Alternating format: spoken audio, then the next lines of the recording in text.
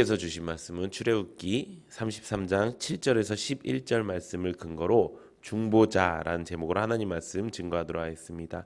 하나님 나라에 향하여 출애굽기 강의 146번째 시간입니다. 오늘 이 상황은 하나님의 심판이 임하겠다라고 하는 하나님의 진노하심에 모세가 하나님께 다시 한번 중보하는 내용의 말씀의 내용입니다. 하나님의 심판이 보류가 되었지요. 이스라엘 백성들이 이제 자기 몸에 있었던 장신구들을 다 떼어내고 하나님 앞에 자복함으로 하나님께서 원래는 바로 너희들과 임하지 않겠다. 대신 너희들 조상들과 한 약속만 내가 지키겠다. 그리고 너희와 다시는 연관된 존재가 되지 않겠다라고 하나님께서 선포하셨음에도 불구하고 이스라엘 백성들은 자신들에게 있는 모든 것들을 다 내려놓고 하나님 앞에 나아갔습니다. 그러니까 하나님께서는 그래 그럼 너희들이 하는 걸 보고 지켜보겠다라는 마음으로 그들에게 말씀을 전했고 그들은 그 기회를 얻어서 결국 하나님의 백성으로 다시 설 수 있는 그런 그 말씀이 바로 오늘 본문의 말씀의 내용이었습니다. 하지만 하나님께서는 아직 모든 것을 다시 회복하지는 않으셨습니다. 딱 하나 변하지 않았었던 것이 있다면 바로 모세와의 교제였습니다. 하나님께서는 이 모세와의 교제를 끊지 않으셨습니다. 이 이스라엘 백성들이 이제 나의 백성이 아니라 모세가 인도해낸 백성이라고 말할 정도로 그들과의 관계를 다 끊어버렸지만 모세와 교제하고 모세와 만나고 모세와 대면하는 그 하나님의 중보자의 역할에서는 제하지 않으셨다는 것입니다. 모세는 백성과 이스라엘 백성들과 하나님 사이에서 중보하는 역할을 했습니다. 이 중보라는 것은 이 하나님과 이스라엘 백성들을 연결시켰다라는 의미와 같습니다. 그렇게 하나님께서는 이들과의 끈을 완전히 놓지 않으셨다는 것입니다. 그 모세가 이제 하나님 앞에 나아가기 시작합니다. 지금 말씀에 보면 어떻게 기록되어져 있냐? 이 회막이라는 것을 하나님을 만날 수 있는 그 장소를 마련한 것입니다. 근데 그 장소를 진 안에다 둔 것이 아니라 그 이스라엘 그 백성들의 그 살고 있는 그 진 바깥 먼 곳에 그 회막을 설치했고 그곳에 하나님을 만나러 간다고 말씀에 기록되어 있습니다. 근데 그 모세가 하나님을 만나러 갈 때마다 진 안에 있던 모든 사람들이 다 나와서 그 모세가 그 진으로 가는 장면을 본다는 것입니다. 그래서 모세가 그 진 안으로 들어갔을 때 하나님께서 구름 기둥으로 임재하십니다. 그 임재하시는 모습을 보고 정말 저 자리에 하나님께서 오셨구나라는 것을 보고 그 자리에서 하나님께 경배하고 예배하는 모습을 보이는 것이 바로 오늘 본문 말씀의 내용입니다. 그리고 마지막 절에는 하나님께서 이 친구와 이야기함 같이 모세와 대면하셨다라고 말씀하고 있는 내용이 오늘 본문의 전체적인 말씀의 내용입니다. 이스라엘 백성들은 이제 하나님 앞에 설 수가 없게 되었습니다. 그들이 지은 죄가 너무나도 크기 때문입니다. 그럼에도 불구하고 하나님께서 다시 한번 어쩌면 기회를 주신 이유가 무엇일까요? 그것은 단 하나, 하나님을 온전히 섬겼던 모세가 있었기 때문입니다. 모세가 그들의 중보자가 되어서 모세가 다시 한번 하나님께 이스라엘 백성들의 죄를 용서해 줄 것을 하나님께 간절히 기도하는 그 모습이 있었기 때문에 하나님께서는 결국 우리가 알다시피 이 뒷부분에 가면은 다시 한번 돌판을 만들게 하는 그런 일들이 생기게 되었다는 것입니다. 이렇듯 하나님 앞에 이들이 바로 설 수 있는 것, 그것은 어저께 말씀드렸던 것처럼 완전한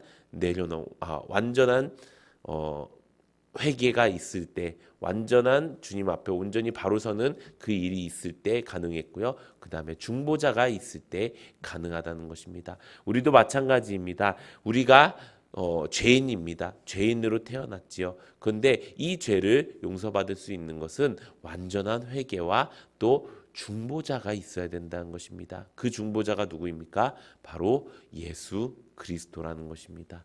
우리가 그 예수 그리스도가 우리 삶 가운데 친밀하게 있지 않는 한 하나님과 우리는 가까워질 수가 없는 존재라는 것입니다. 사랑하는 성도 여러분, 우리는 얼마나 예수님과 친밀한 사람입니까? 우리가 말씀을 통해 깨닫는 은혜가 있기를 바랍니다. 먼저 모세와 하나님께서 친밀한 그 교제를 나누셨을 때 이스라엘 백성들이 한 행동을 우리가 잘 살펴보기 원합니다. 모세가 하나님을 만났을 때 이스라엘 백성들이 무엇을 했다고 했죠? 하나님께 경배드리고 예배를 했다는 것입니다. 완전한 회개는 저희가 어저께 말씀드린 것처럼 완전한 회개는 무엇부터 시작합니까? 하나님의 말씀에 완전히 절대적인 복종을 하는 것부터, 순종하는 것부터 시작합니다. 그리고 내가 가지고 있던 세상적 가치관을 내려놓고 내가 가지고 있던 자기 중심적 생각을 내려놓는 것부터 시작된다는 것입니다. 그리고 다시는 그 길로 가지 않는 것이 회개라고 말씀드렸습니다. 그렇다면 다시 그 길로 가지 않는다면 우리는 어느 길로 가야 될까요? 그것이 바로 예배라는 것입니다. 하나님의 창조 목적으로 그대로 돌아가는 것입니다. 하나님께서 우리를 창조하신 이유와 목적이 무엇입니까? 하나님께 예배드리기 위함이라는 것입니다. 우리가 다시는 그 길로 가지 않는 것까지는 압니다. 근데 다시는 그 길로 가지 않고 어떤 길로 가야 될지를 우리가 알아야 된다는 것입니다. 이스라엘 백성들은 그 길로 가고 싶었습니다. 어떤 길이요? 다시는 내가 가지고 있는 은근패물로 내가 우상을 만들지 않겠습니다. 내가 하나님의 이름을 망령되이 여기지 않고 내가 하나님을 다른 우상들처럼 여기지 않겠습니다 하고 그들이 했던 것은 모세를 바라보며 하나님이 임재하신 그 곳을 향해서 예배드렸다는 것입니다. 완전한 회개의 완성은요, 예배로 끝나는 것입니다. 다시 그 길로 가지 않고 하나님의 창조 목적 그대로 사는 그 삶이 바로 하나님이 원하시는 삶이라는 것입니다. 그래서 이것을 데살로니가 전서에 바울이 이렇게 얘기하고 있습니다. 데살로니가 전서 1장 9절에 보면 그들이 우리를 대하여 스스로 말하기를 우리가 어떻게 너희 가운데에 들어갔는지와 너희가 어떻게 우상을 버리고 하나님께로 돌아와서 살아계시고 참되신 하나님을 섬기는지와 라고 말씀하고 있습니다. 우리가 어떻게 너희 가운데 들어갔고 또 어떻게 너희가 우상을 버렸고 또 하나님께 돌아와서 살아계시고 참되신 하나님을 섬겼다라고 말씀하고 있는 것입니다. 우리의 모습을 살펴보기 원합니다. 우리는 하나님 앞에 죄를 자복하고 어떻게 합니까? 내 죄가 씻겨졌으니까 이제 내 죄가 이제 하나님 앞에 다 상달되었으니까 이제 그걸로 끝. 이렇게 생각할 수도 있습니다. 이제 내가 그 길로 가지만 않으면 되겠지라고 생각할 수 있습니다. 하지만 그것으로 끝나는 게 아니라 하나님을 이제부터 어떻게 섬기겠습니다라는 결단이 있어야 된다는 것입니다. 근데 아까도 말씀드렸던 것처럼 그 결단을 할 수 있는 이유가 무엇일까요? 그것은 바로 우리에게도 모세처럼 이스라엘 백성들에게 모세가 있어서 이들이 다시 하나님 앞에 설 수 있었던 것처럼 우리에게도 죄인된 우리에게도 다시 하나님 앞에 설 수 있는 그 방법은 바로 중보자인 예수 그리스도가 우리 가운데 있었기 때문이라는 것입니다. 그래서 우리가 예수님을 따라가는 삶을 살아가야 된다는 것입니다. 그냥 무작정 예수님이 하나님 아들이니까 그냥 우리의 죄를 위하여 이 땅에 오신 하나님이시니까 이것이 아니라 예수 그리스도가 있어야 지금 우리의 죄, 이전에 지었던 지금 짓고 있는 죄, 앞으로도 지을 모든 죄가 다 용서받고 하나님 앞에 설 수 있는 의인이라 칭함받는 그 구원을 얻을 수 있기 때문이라는 것입니다. 사랑하는 성도 여러분, 우리는 예수님을 어떻게 생각하고 있습니까? 그저 그냥 성인군자 혹은 그저 그냥 하나님의 아들, 나에게 너무 큰 은혜를 끼치신 분이라고만 생각하고 계십니까? 그것이 아니라는 것입니다. 우리가 하나님께로 갈 수 있는 유일한 길이라는 것입니다. 사랑하는 성도 여러분, 우리가 이렇게 예수님을 잘 묵상하고 또 예수님을 잘 따르는 은혜가 있기를 바랍니다. 그렇다면은 이 마지막 시대에 어떻게 예수님을 따라가는 삶을 살 수 있을까요? 그것은 예수님이 살았던 그 삶을 그대로 우리가 살면 되는 것입니다. 예수님이 살았던 그 삶은 어떤 삶입니까? 그것을 세 가지로 나눈다면 이렇게 나눌 수 있습니다. 첫 번째는 바로 예수님은 순례자의 삶을 살았습니다. 순례자라는 것은 이 땅에 사는 그 삶을 나그네처럼 살아간다는 거예요. 나그네는 집이 있어요? 나그네는 집이 없어요. 나그네는 뭐 내가 마음 들 곳, 정 들 곳 있습니까? 없습니다. 나그네가 갈 곳은 어디입니까? 자기가 가야 될 그 목적지까지 가기 전에는 나는 어느 곳이든 내가 마음을 두고 내가 뭐 적을 두고 내가 또 다른 것들 내 모든 것들을 다 내려놓는 그 삶이 아니라는 것입니다. 예수님께서도 그러셨습니다. 예수님은 항상 천국을 소망하며 사셨습니다. 예수님께서는 그래서 우리에게도 그 마지막 그 하늘로 들려 올라가실 때 우리에게 그 천국을 예비하고 그 천국을 예비한 뒤에 우리를 다시 만나러 오시겠다라고 말씀하셨습니다. 예수님께서는요, 이 땅을 나그네처럼 살아가셨어요. 그래서 그 어떤 것도 그 어떤 누구도 이렇게 마음을 두지 않으시고 오로지 천국을 향해서 살아가셨다는 것입니다. 사랑하는 성도 여러분, 우리는 어떻게 살고 있습니까? 썩어질 이 땅의 것만 바라보고 살고 있습니까? 아니면은 천국을 바라보고 살고 있습니까? 우리가 하나님 나라를 향하여 가는 그 삶이 바로 천국을 소망하며 사는 삶인 줄로 믿습니다. 우리가 그렇게 사는 은혜가 있기를 바랍니다. 두 번째, 예수님은 어떻게 사셨을까요? 바로 청지기의 삶을 사셨습니다. 예수님께서 기도하실 때마다 말씀하셨던 내용이 있습니다. 그것이 무엇일까요? 주여 내 뜻대로 마옵시고 주 뜻대로 하옵소서라고 말씀하셨습니다. 나의 뜻도 나의 생각도 나의 몸도 내가 지금 가고자 하는 그 길도 다 소용없습니다. 하나님이 원하신다면, 나의 주인이 되신 하나님이 원하신다면 나는 그 하나님을 기쁘게 하기 위해서 내가 마땅히 그 길을 가겠습니다. 하나님께서는요, 그냥 사람을 만드시고 그 사람이 희생하게끔 원치 않으세요. 하나님은 우리에게 그냥 막 무작정 너 내 말에만 복종해, 너 이렇게 살아야 돼 저렇게 살아야 돼 이렇게 말씀하지 않으세요. 하나님께서 우리에게 모든 것들을 다 허락해 주셨어요. 모든 풍성이 쓸 것을 너희에게 풍성히 주신다고 말씀하고 계세요. 그런데 그것이 마치 내 것인 양, 그것이 마치 내가 원래 받은 것인 양 그렇게 살아가는 것이 바로 주인의식을 잃어버린 죄인의 삶이라는 것입니다. 우리가 살아가야 될 건 무엇입니까?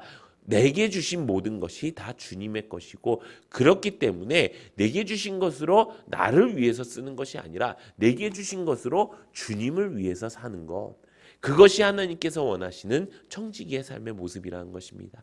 그것이 예수님께서 이 땅에 오셔서 보여주신 그 하나님의 백성다운 삶이라는 것입니다. 사랑하는 성도 여러분, 지금 우리가 움켜잡고 있는 것이 무엇입니까? 돈입니까? 가정입니까? 명예입니까? 직장입니까? 우리가 움켜쥘 것은 딱 하나, 하나님의 말씀뿐인 줄로 믿습니다. 하나님이 나에게 무엇이라 어떻게 말씀하시는지 내가 그것을 온전히 붙들고 그 말씀을 통하여 얻은 그 믿음으로 굳건히 서서 이 미혹의 시대를 이겨가는 우리 성도님들 되시기를 예수님의 이름으로 축원합니다. 무엇일까요? 바로 전도자의 삶을 사셨다는 것입니다. 하나님께서 이 땅에 오셔서 예수님께서 이 땅에 오셔서 30년 동안 보통 사람들처럼 사셨습니다. 그리고 하나님 앞에 침례를 받고 어떻게 하셨습니까? 이제 공생의 시대를 사셨습니다. 그 공생애라는 건 하나님의 그 사역을 한 시대를 말합니다. 그렇게 3년 동안 공생의 사역을 시작하셨습니다. 그 사역의 첫 번째 시작이 무엇입니까? 바로 천국 복음을 전하는 것으로 시작하셨습니다. 그리고 예수님께서는 어떻게 돌아가셨죠? 십자가에 못 박혀 달려 돌아가셨어요. 십자가에 못 박혀 달려 돌아가실 때 예수님이 마지막으로 한 게 무엇일까요? 다 이루었다라고 말씀하시면서 그 전에 바로 뭐 하셨죠? 옆에 있는 강도를 전도하셨습니다. 예수님께서는요, 끝까지 처음부터 끝까지 천국 복음을 전하신 분이십니다. 우리가 이 땅에 살면서 전도해야 돼요. 전도 너무 어려워요. 힘들어요. 이 전도하기도 어려운 시절이에요라고 이야기하지만 예수님 시절만큼 전도하기 어려운 시절이 없었습니다. 예수님을 믿는다는 것 자체가 돌을 맞아야 되고요. 핍박을 받아야 되고요. 예수님을 믿는다는 것 자체가 자기 삶의 모든 것들을 다 포기해야 되는 그런 삶이었기 때문입니다. 그럼에도 불구하고 예수님께서는 어떻게 하셨습니까? 처음 그 시작부터 마지막 그 끝날 때까지 전도하셨다는 것입니다. 사랑하는 성도 여러분, 우리가 가져야 될 우리의 중보자 되신 예수님을 닮아가는 그 방법이 무엇입니까? 바로 이렇게 사는 삶이라는 것입니다. 우리가 천국을 소망하면서 이 땅 것 바라보고 사는 것이 아니라 천국 바라보면서 사는 순례자의 삶을 살아야 되고요.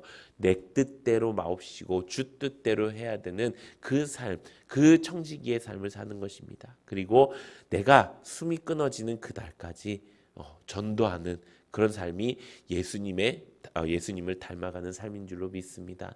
사랑하는 성도 여러분, 이제 우리가 그렇게 살기 원합니다.